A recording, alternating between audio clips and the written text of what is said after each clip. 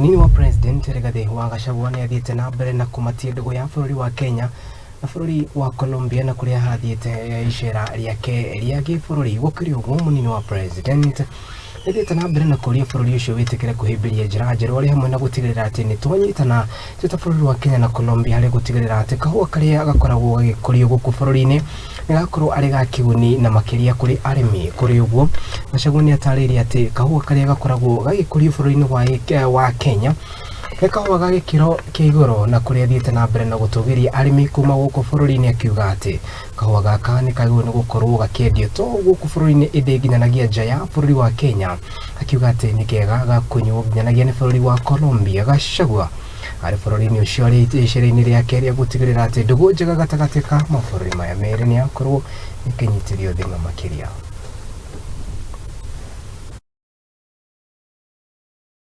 Want you to help us in matters research. We had a very good research station called the Coffee Research Foundation, but through some mistakes that were made in terms of policy, that research was abandoned, and as a result, we have not come up with better varieties that are disease resistant, and we want you to help our hand as we are doing reforms to bring back the Coffee Research Foundation, and we can borrow some good lessons on your research capacity in this country. We want you to help us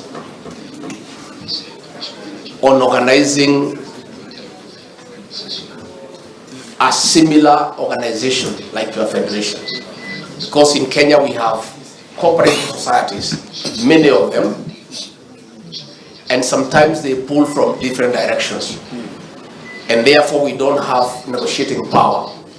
We don't benefit from economies of scale.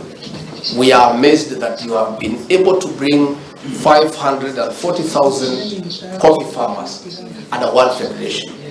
That is a lesson that we would want to learn from you. Our problem in Kenya is not the soils. The soils are good. The rain is good. The farmers are very hardworking.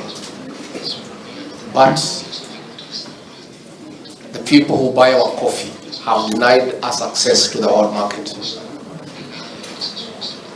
They have come in between the farmer in Kenya and the consumer of coffee in the world.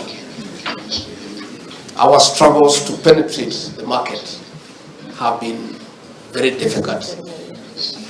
They have captured the industry, and we must give them our coffee, which they take at a throwaway price and sell it at very high prices in the world market.